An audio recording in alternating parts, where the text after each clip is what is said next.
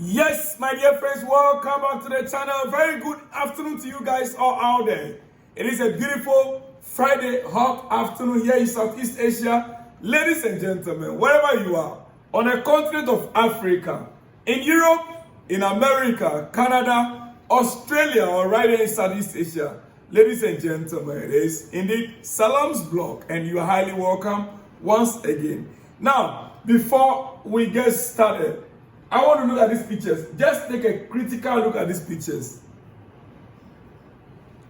You see, our players, these guys are having a lot of fun, you know. They enjoy themselves. Yeah, there you can see clearly Cucurella on that picture. Jurgensen and Pedro Neto. Oh yes, the partners of this trade. Mark Cucurella, Flip Jurgensen and Pedro Neto. These are their partners. Among these three ladies there, if you ask me, I think Flip Jurgensen got a good taste, man. Jurgensen got a good taste. What about you guys? What do you think? Let me hear from you or in the comments section. Yeah, Jurgensen got a good taste. They are all beautiful, but I think Jurgensen got a good taste. Cucurella, Jurgensen, and then Pedro Neto. They're all looking great, but Jurgensen got a good taste among the three right there. Ladies and gentlemen. Now, what is it that I'm hearing? The argument about who the next Balon d'Or should be. Lamine Yamal is 18 years, right? 17, 18. Cole Palmer. Now, the comparison on social media and in the sporting world right now, I don't get it. I don't get it. Why am I saying this? Cole Palmer, as we speak, he scored 2 goals in the finals. Club World Cup. Yeah. And many are speaking as if the young guy or the young player has not achieved anything throughout the season. It is true that 4 or 5 months he has not scored any goal in terms of club achievements. But hey, you come to a competition like Club World Cup and you are able successfully to lead your squad to win the trophy. What is the argument about? What is the argument about? I want those who are arguing that Dembele or Lamine Yamal or whoever deserves a trophy. I have not seen a single argument that is valid. The truth of the matter is that throughout the season, no player stood out throughout the entire season. Not a single player stood out. No, if you argue that Dembele, Vietnam, or whoever stood out for PSG, then why didn't they stand up when it matters most in the Club World Cup? They should have. Cole Palmer went 6 months without scoring and still finished the season with more goals. With more goals, ladies and gentlemen. With more goals. He still finished the season with more goals than Lamine Yamal. Yes. Yet, it is acceptable to many to call Yamal as Balon d'Or contender. Yet, and the same people, they feel like, oh, Cole Palmer doesn't deserve it. The standards for Cole Palmer, we Chelsea fans, we understand, are simply not the same as other players, we know. But I want to place it on record that Cole Palmer for Balon d'Or is valid. It is a valid argument, ladies and gentlemen. Now let's shift to some other news because I'll be back to this topic later. Fabrizio Romano reports Brian Mbeumo's fee. Yes, before now, I was a bit angry with Fabrizio Romano because it looks like this time around, Niza Kinzela is getting his facts right than Fabrizio Romano. Fabrizio Romano right now, any update you get from him, You have to take your time to confirm, reconfirm, and confirm again. Now, this is what Fabrizio Romano posted earlier on. Let me just show you that. Fabrizio Romano, where is it? His first update about Mbeumo. Where is it? Oh, maybe I don't have it here. Okay, let me just. Yeah, okay. He says, Brian Mbeumo's fee will be £65 million plus 6 million add-ons, paid in 4 different installments. 4 different installments. Brentford accepted payment structure proposed by Manchester United. Now, total amount is 71 million for the 27-year-old. Then it now came again. Brian Mbeumo's contract at Manchester United will be valid until June 2030, plus option until June 2031. Man United wants the +1 option, and it been included in the agreement. Why didn't Fabrizio Romano add it together? Why must it be a separate update? Is it that he's taking news from bit by bit from different sources? I don't get it. And you know what surprised me most? United, Manchester United, 71 million for Mbeumo, 27-year-old player, for 71 million. And look at the payment structure. 4 years. Is it like they are buying chicken in a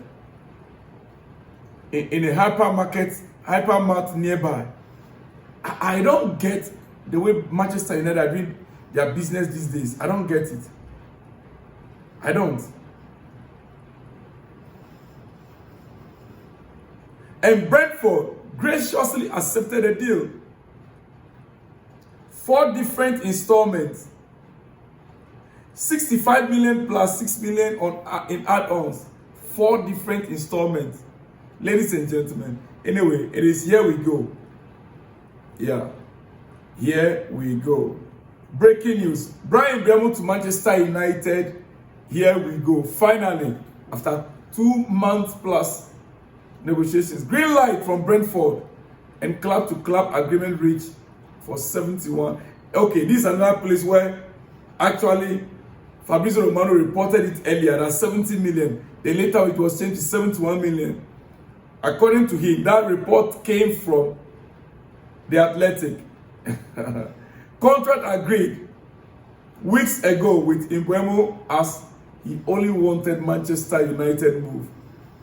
After Cunha, Mbeumo next for Manchester United. Anyway, finally, United have gotten their man for 71 million pounds. Ladies and gentlemen, now let's go to some other news and end it up quickly. I want to say this. Mbeumo for 71 million. Charles, and he's 21 years old, right? Mbeumo for 71 million is 27 years old. Chelsea sold Madueke for 55 million. 55 million. And Madueke is 23 million pounds.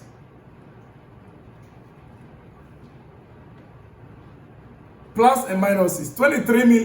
23 years old for 55 million. 27 for 71 million. Who did a better deal here? Who got a better deal? I think United, they got a good deal. Though, okay, let's look at it. Mbeumo is 27.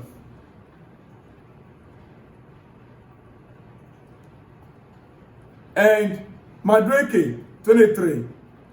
Madueke scored 7 goals with 4 assists in the Premier League. Mbeumo scored 20 goals plus 8 assists. Maybe that is the reason why. Ladies and gentlemen, but hey, Arsenal fans, you guys, you got a good player, Madueke. We don't want him anyway. We know his growth has stalled. Madueke can never. There's not like development. No. He's reached his stage of he can't be better than he is right now. He's still a good player. Yeah, he's still a good player. But Arsenal, ladies and gentlemen, now we are still in the celebration mode.